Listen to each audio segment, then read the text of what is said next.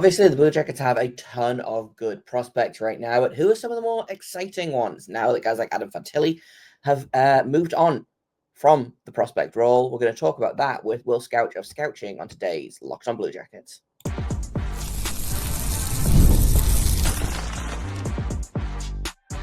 You're Locked on Blue Jackets, your daily podcast on the Columbus Blue Jackets, part of the Locked on Podcast Network, your team every day. Hello and welcome to Locked on Blue Jackets, part of the Locked on Podcast Network, your team every day. I am, as always, your host, Jay Foster, here to give you the good, the bad, and the ugly about your favorite team and mine, the Columbus Blue Jackets. Before we get things started, I want to thank everyone for making this your first listen of the day every single day. Locked on Blue Jackets is free and available on all podcast platforms and over on YouTube. Today, going to talk about prospects again. I know heavy time to talk about prospects, right? Which is not necessarily a bad thing, but instead of looking ahead to the draft, we're kind of looking at how some guys did this year and how close they are to NHL roles. Could they be the answer for the Blue Jackets somewhere down the lineup, right? So I've got Will Scouch of Scouching here, very, very smart prospects guy. And today we're going to talk about the three Lucas. We're going to talk about Luca Del Bel Belluz, his year with the AHL and limited NHL time, NHL time, excuse me.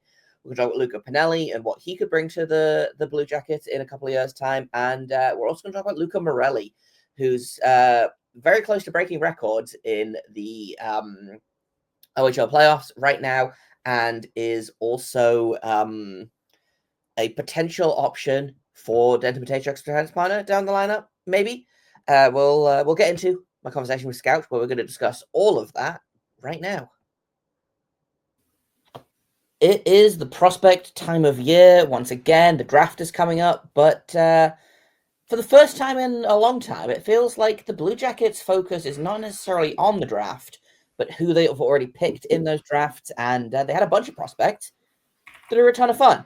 So we've got friend of the show, very smart prospect expert, Will Scouch of Scouching, to come and talk about some of my favorites, some of his favorites. We're going to talk about like guys that had good seasons, guys that need to take some steps still, who we think is going to be, getting close to a potential NHL role this October. And I'm sure we'll talk a little bit about the upcoming NHL draft because the Blue Jackets do still ostensibly have first-round picks in that draft, but I guess, Will, let's start with one of the Lucas, because the Blue Jackets have approximately 1 billion prospects named Luca.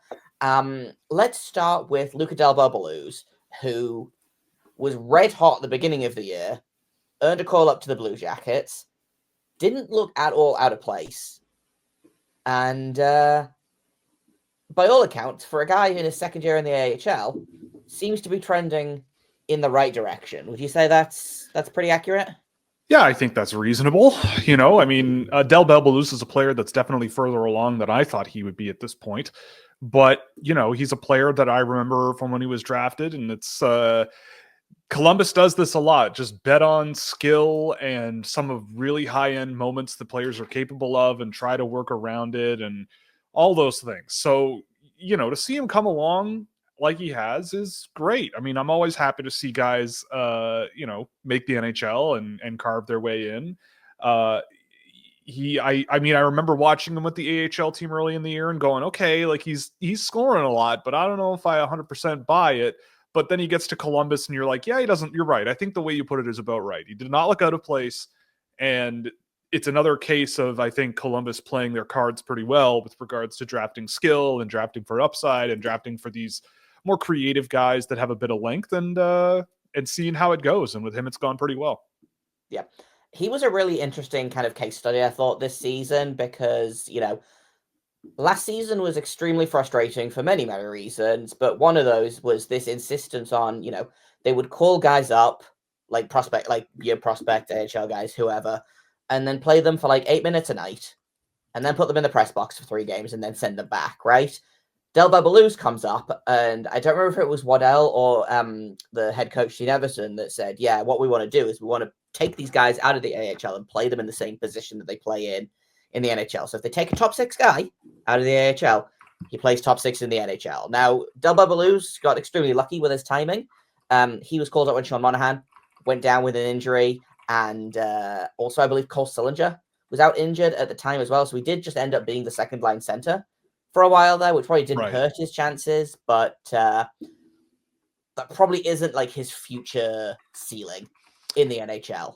Yeah, that would surprise me, but you never know, right? All it takes is for a coach to put you there and you fit in and you win, then you're a second line center. So who knows, but it would be a bit higher in the lineup than I expected for him. Yeah. So where do you see him? Is he a third line guy? Is he a fourth line guy? Like, it feels like he doesn't play a fourth line kind of game. Not really. No, But is he good enough to jump up the lineup and, potentially overtake? So, like, the center lineup this year was, for the most part, Monahan, Adam Fantilli, who I don't think he's going to overtake, Cole Sillinger, who is a very good third line center, in my opinion, and then Sean Corrali, who is a guy. He's definitely a center.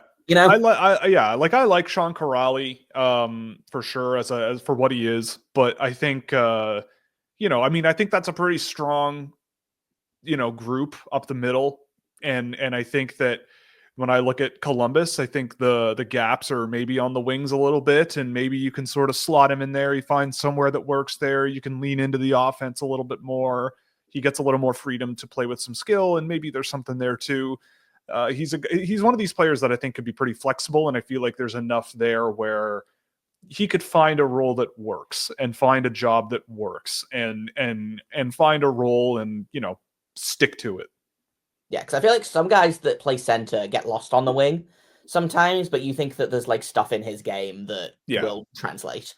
Sure, and look, the worst case scenario, this is why you draft good players, is because if there is not really a role on the team, but other teams know that this is a guy that can play in the NHL, then that makes them a desirable asset to fill a hole in your roster somewhere else, right? You might have looked at this team when he was drafted and gone, well, what about in a few years? Like we draft this player because we need him, right? It's like, well, no, your needs 2 years ago or 3 years ago aren't what they are now, right? So if you draft the player then and see what it looks like a few years later, like now you have a lot more flexibility. If there is someone on the outside sort of struggling to break in, but could break in on a different team, then maybe there's an opportunity there for you to actually make a deal that makes your team better without having to sideline a guy like that.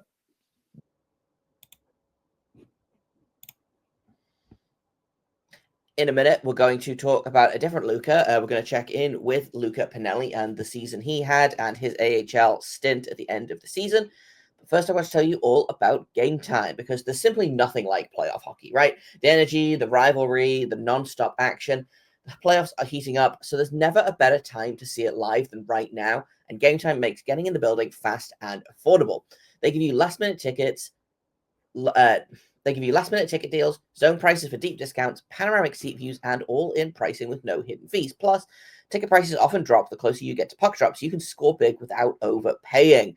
I love that they will show me my exact view from my seat without buying. I love that they have all-in prices. I don't get to check out, and I'm like, why is there an extra however many dollars on this ticket price? I love that they have their lowest price guarantee. You can get tickets. If you find tickets in your section and row for less, Game Time will credit you 110% of the difference. It is such a life hack. Oh, and speaking of planning ahead, the NFL schedule release just dropped, and you better believe I'm already looking at my fall calendar and picking which games to hit. You're going to find great seats for as low as $100 thanks to exclusive discounts, and with the Game Time guarantee, your tickets are 100% authentic, will arrive on time, and you'll always get the best price with fees included. What you see is what you pay. Take the guesswork out of buying tickets with Game Time. Download the Game Time app, create an account, and use code LOCKEDONNHL for $20 off your first purchase. Terms apply. Again, create an account and redeem code LOCKEDONNHL for $20 off. Download the Game Time app today. Last minute tickets, lowest price guaranteed. Let's talk about a different Luca, who had a really great season last year. In Luca Pinelli, I think he was a couple of goals shy of scoring 50 goals in a season, which is pretty impressive. Had kind of a down year this year, but then you look at the Ottawa 67's roster and realize that it is just kind of Luca Pinelli and Henry Muse and friends. So I'm unsurprised by that, but he seemed to have a decent playoff run against in limited action, let's say, with the Monsters. But for a guy that's a 4th round draft pick, where do you see Pinelli fitting in the depth chart? Like, has he overachieved his draft position already, do you think? Or is he just kind of, Right. this is what he is?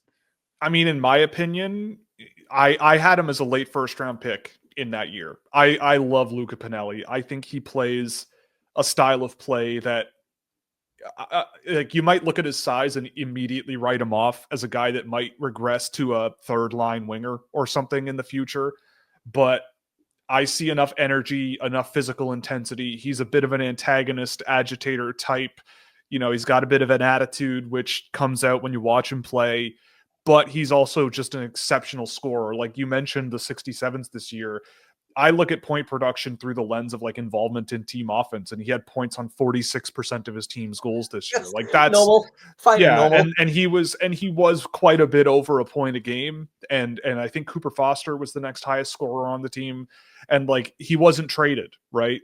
Henry Muse was traded, so for the down stretch of the year, it was basically Pinelli and friends. So I don't know. I watched a bit of him with Cleveland actually when he first came in. I haven't seen any playoff tape of him, but I mean, he's a player who I think has all the offensive tools in the world to at least put the puck in the net. He's got an absolutely insane shot. He uses it quite a lot, but there is an offensive sort of playmaker side to him that I think comes out in spurts here and there. And I think if maybe the goal scoring doesn't translate as well as it looked in junior hockey, then maybe there's a role for him as more of a supplementary dual threat guy with a bit of a physical energy side to him. Like, you look at what a Nick Robertson is kind of doing in Toronto, where he scored a ton of goals in junior, went to the AHL, scored a ton in the AHL.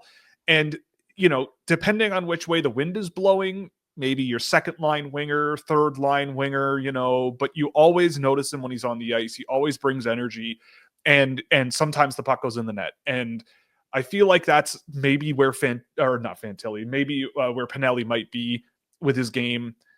I have high hopes for him though. Like I wouldn't be down on him at all. I think watching him at the World Juniors, like he was a bit of a surprise addition there, but I thought he played quite well in a more limited role down there.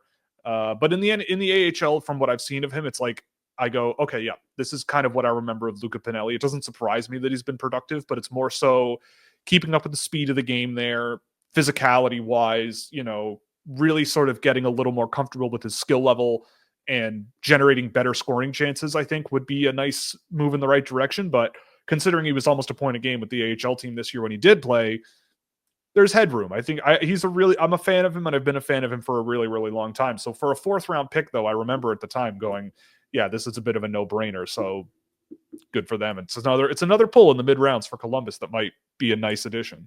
Yeah, we love our 3rd and 4th round picks. Oh, yeah. I remember just assuming that he was off the board because I ended up doing a profile on him that year, and then they picked him in the 4th round. I was like, oh wait, I've talked about this guy. I know this guy. Yeah. But there are 2 guys that kind of come to mind with Luca Pinelli, and one of those is Cole Sillinger, who was a great goal scorer in juniors and has turned into more of a 2-way guy and middle 6 center in the NHL. And I don't necessarily think that they play a similar game, but I'm wondering if Pinelli will see kind of a similar adaptation of his game. Let's say if the goal scoring doesn't work out, he has other aspects that he can work on. And then the other guy, and this might just be confirmation bias because I watched a lot of Cleveland Monsters games, Treyfix Wolanski. Oh yeah, Pinelli has a lot of Treyfix Wolanski energy in that he's kind of small and really, really annoying to play against, and you can't deny the skill, right? Is that like does that? I know that you don't necessarily like to compare prospects to full-fledged players, but that's kind of the energy that I see, and hopefully Pinelli will get more of a chance at the NHL level than Treyfix Wolanski has. Well, I mean, yeah, I think that, like, look, it's a 4th round pick, so if you get anything, right? If you get a guy who plays 80 games, you did pretty well, you know, odds wise. And I agree. I think that when I'm thinking about Columbus, a guy like Treyfix Wolanski comes to mind. Justin Danforth, another smaller energy guy who I don't think looks out of place in the NHL. But, you know, like Columbus didn't make the playoffs. Is Justin Danforth a bottom 6 guy on a competitive NHL playoff team? Like, I don't know. I see that as maybe not like a fourth liner on a team that barely missed the playoffs.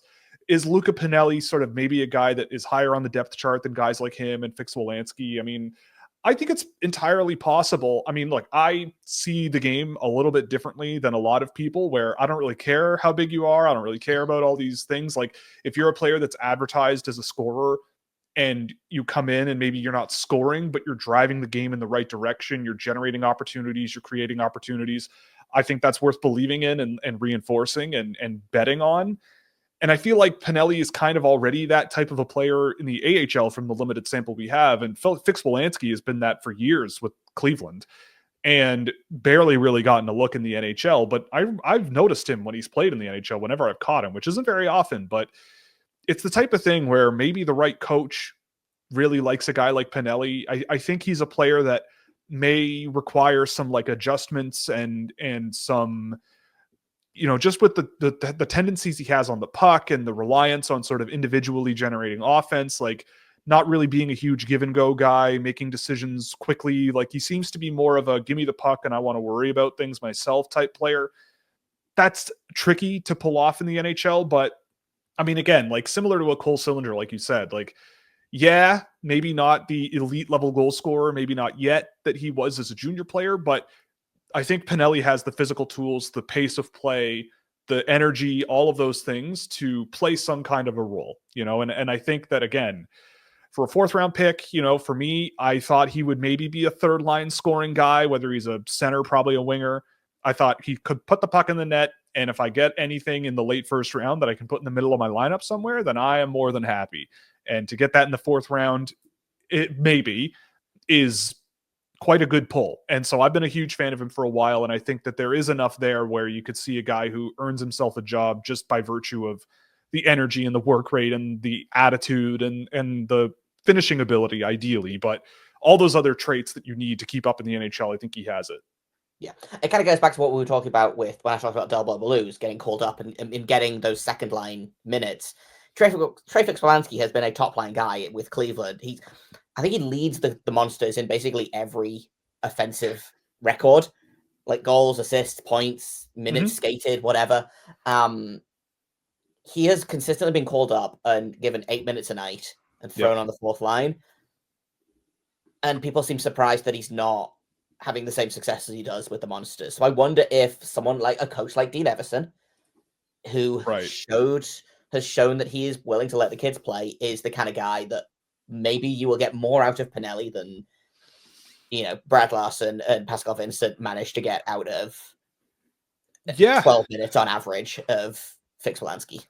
I hope, because I think the thing that drew me to Pinelli is just that sort of attitude he has. Like, I with players who are that small, I mean, there is a benchmark you have to hit in some way to overcome what disadvantages you do have when you are that size. Yeah. And for a guy like, you look at him relative to a guy like a Jordan Dumais, for example, who is also a member of the Monsters team now. It's like one of them is very different to the other. Like, one of them, I think, brings a lot more maybe finishing ability. Like, if you give him the puck at the top of the faceoff circle, Jordan Dumais can really hammer the puck into the net. But a guy like Luca Pinelli is going to be an antagonist. He's going to come at you. He plays faster. He plays harder. I think he just plays that really intense style of play that if I'm building an NHL team, that's kind of what I'm more interested in. If I want a smaller player on the team, he overcomes those limitations by being X. So that's why I kind of really do believe in the guy. And so when I'm looking at players, and especially smaller ones, that's kind of what I'm looking for, right? Like the guys who apply pressure, the guys who forecheck, the guys who, push guys onto their heels and can create offense and all of those things. And I think he does that. So I think I'm hopeful, that Dean Evison is a guy who can come in and elevate guys like him and give him a shot. And who knows? I mean, I think there are jobs open on the Columbus Blue Jackets in the coming season or two that younger players could probably step in and take advantage of. Yeah, they're going to have the opportunity to, which is something that I feel like young players on the Blue Jackets haven't had in a while now. Right. Which is really exciting because they have a lot of good young players, and eventually they're gonna run out of track. Yes.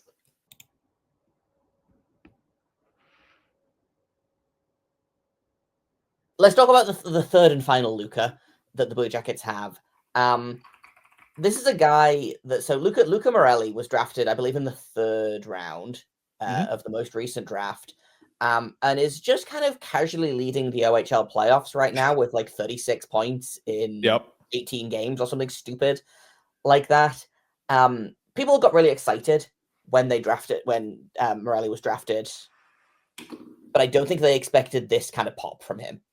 Even in the regular season, he was excellent. You know, he's kind of, I don't want to compare him directly to Sam Dickinson, but they had similar productive outputs, I would say. And Marelli is currently outscoring Sam Dickinson, or he was last I checked. I think Sam Dickinson had a 4-point night in game 3 or something like that. But what do you see in Marelli? Is he the Blue Jackets need another top 4 defenseman, ideally? Is he a guy that can be that for them, do you think? I think that Marelli will be an interesting one to track. I remember him from last year, and what I tell people generally is, like, while NHL scouts make mistakes from time to time, generally, if there's someone that has, like, you look at a draft model and it's like, oh, this guy is almost a point a game defenseman in the OHL. Like 68% of these players become an NHL player. It's like, okay, and a lot of them go in the first round. So why does a guy like Marelli go in the third round? And it's important to keep that in mind. It's like, why would 85 separate times teams say no to a guy like him? And he comes in and has an explosive season. Now, one thing is that Oshawa is stacked. Like, that team has firepower up and down the lineup. They've added more and more and more firepower over the season. London is also that. These are two teams that are like the juggernauts of the OHL, especially offensively, for different reasons. You know, I think Oshawa's the more skilled, sort of finesse offensive team. Marelli, as far as I can tell, seems to be sort of out there on power plays a lot and really running play off the blue line. And I remember him from last year, and I did like him last year for what he is. Like, I think he's a more offensive leaning, you know, kind of a similar Denton Matejchuk style defenseman, where there's like fluid footwork. He's mobile, he gets around, and he's really confident offensively. Like, that's the other thing too, is defensemen who score like this are often found generating offense higher than the blue line in the offensive zone. And that's difficult to do in the NHL. It's not impossible, but it's difficult to do.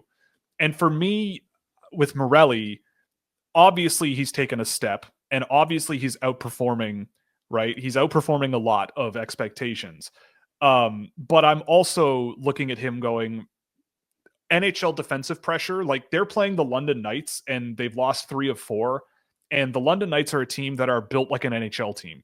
They are built to be physical, competitive, hard, you know, drive to the net, all those things. And Marelli is a -6 in those 4 games against the London Knights, right? Like, not saying that means he's bad, but I'm just saying it's like indicative of being sort of a little maybe defensively outmatched, even though he's got 5 points in those games. Like, it's not the end of the world, obviously. I'm not saying plus minus is like all of a sudden a good statistic. But when you're facing really tough competition like the London Knights, and you're a guy who scores and scores and scores on one of the most powerful teams in the OHL, there is some of it where I look at him and I go, is this a guy that looks like a huge end offensive producer like he is in junior hockey? And it's much less common to do that and really jump into a major offensive role. You asked if he's a top 4 defenseman. That's a really hard job, right, in the NHL. And Marelli is a guy who I think has the skill level and sort of the offensive instincts to, you know, you see a guy like Ivan Provorov in a top 4 job in Columbus, and, you know, say what you will about Provorov. I know opinions seem to be kind of all over the place on him a little bit. You know, is there that kind of a player with him in the future where there's like parts you just kind of live with, but you get production out of him, so that's okay? Or is this a player who, you know, is like a Cam Dineen or Mitch Van de Sample, these guys who go to the AHL after being very productive junior players and become very productive AHL players, but cracking that, you know, solid NHL 200-foot role as a defenseman is tough, right? There's fewer jobs. You're held to a higher standard because you need to protect the net. And I'm not saying you can't do that, But I think there are projectability things here, and the quality of the team that he plays on is overwhelmingly good. Like it's crazy how many weapons that team has and how successful they've been in the playoffs. And the CHL is a strange beast, like it's a strange world filled with lopsided teams a lot of the time, but he's on a good one. He's had a great year, and if I'm wrong and he is a top 4 defenseman for sure for Columbus in the future, then again, kudos to them. 3rd round pick turns into a top 4 defenseman. You nailed it. It's his style of play translating to the NHL, I guess is what I'm saying, might be a little bit murkier than maybe a guy like Sam Dickinson, for example, even though I have some reservations about him as well. Sure. And that's all I've got for today. No episodes tomorrow because it's the weekend, but we'll be back on Monday with more chat with Scouch. We're talking all about Caden Lindstrom, actually, as well as a couple of other guys. So make sure you stick around for that. Thank you for listening, for making it your first listen of the day every single day. Locked On Blue Jackets is free and available on all podcast platforms and over on YouTube. I have been Jay Foster. You can find me on Twitter at _Jacob Foster, JAKOBFORSTER. You can find the show at LO_Blue Jackets. And for comments, questions, criticisms, email me at lockedonbluejackets@gmail.com. You can find Will at Scouching on Twitter and also over on Blue Sky. And like I said, he'll be back on Monday and possibly Tuesday as well, which will be really exciting because we love Will and he is very, very smart about all of the prospects in the entire world. So that's coming up on Monday. But until then, make sure you stay locked on.